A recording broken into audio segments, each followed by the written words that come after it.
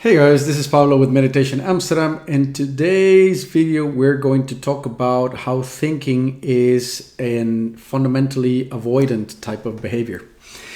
If you are a fan of the content in this channel, do subscribe and like the video because it's super motivating and also helpful. It makes the video and this content more findable for other people.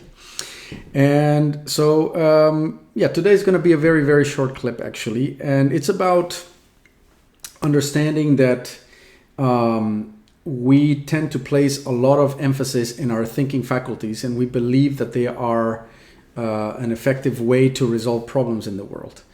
That is not entirely untrue, of course. Thinking has its value.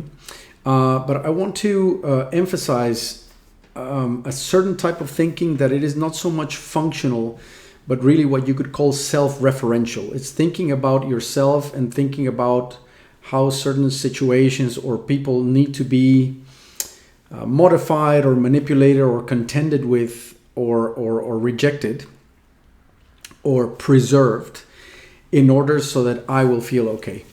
And what you notice is that our mind has different functions, but two very prominent ones are thinking, and the other one, which is very prominent, you could call it perceiving, which is a completely passive capacity of the mind to take in whatever the senses are producing. Now, every time we engage in self-referential thinking, what am I going to do if this happens, or how should I deal with such a person who annoys me? I need to do something to avoid this and that situation, and I'm getting stressed about it.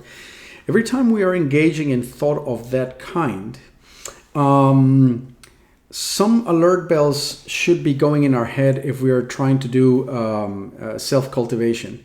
And the bells are to indicate that we are engaging in an avoidant type of behavior.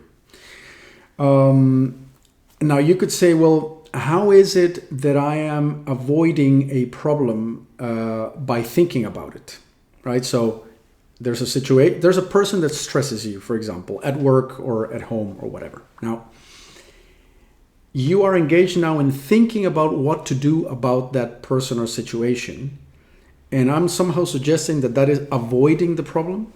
Well, that doesn't make too much sense, right?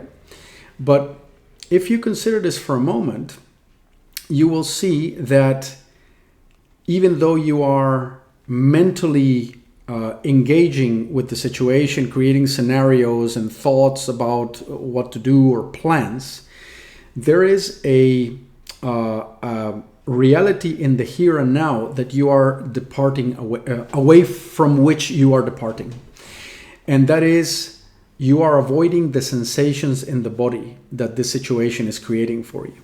So you are engaging in the conceptual mind, and you are avoiding the perception or the perceptual mind. That mind that simply allows you to feel sensory perceptions. And very specifically, the sensory perceptions that you are avoiding is the ickiness that you feel in your own body. That ickiness may be minor, maybe a minor discomfort, or it could be literally wanting to crawl out of your own skin because you can't stand yourself. You can't stand what it feels like to be in your body at that moment.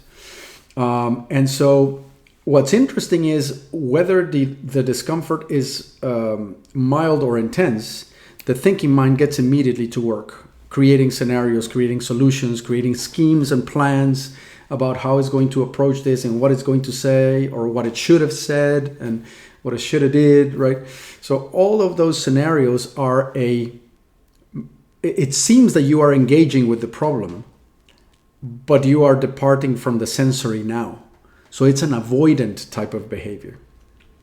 And just knowing this should very quickly make you go like, oh, well, my brain seems to be very busy trying to resolve this and the rest. But what is it that I am avoiding right now about the situation? Oh, I am avoiding the sensations in the body because they are icky. And once we see this, once this becomes part of our repertoire of awareness, we can then become passively aware of the sensations in the body, allow them to come up, allow them to tell us whatever it is that they need to say, or just allow them to be felt. And we will notice that we have a resistance against them. So we've said this in the past, but it doesn't hurt to reiterate it. What it feels like, me or I, is shorthand for I don't want to be feeling this, right? Is shorthand for I disagree, right? That's what I really means. And what I disagrees with is the sensations in the body. So then it goes on to switch on the mental activity and to have an opinion about things or create plans and strategies about things so that it can depart from that sensations of the body with which it, is just not easy with, right? Very short clip, quick indication. If ever you are ruminating, if your mind is spinning, and if it pretends to be grappling with the problem or whatever, know that you are in avoidance. Know that you are in an avoidant type of behavior, and know that very specifically what you are avoiding is the sensations in the body. You don't have to fight against the thinking. All you need to know is switch your attention from the thinking that is going up there, switch it to just allowing yourself to feel. And there'll be a resistance against that. And you want to acknowledge that resistance and be fully okay with the fact that you resist, because that's all the mind knows how to do. And then you sit in it. You simmer in your own juices, right? And let it express. So I hope that helps. I hope that brings a little bit of awareness to the process. Makes you suspicious, not so much of thought and its content, but of the activity of self-referential thinking and rumination that very often happens in our head. Hope that helps, and I'll be back with more. Cheerio.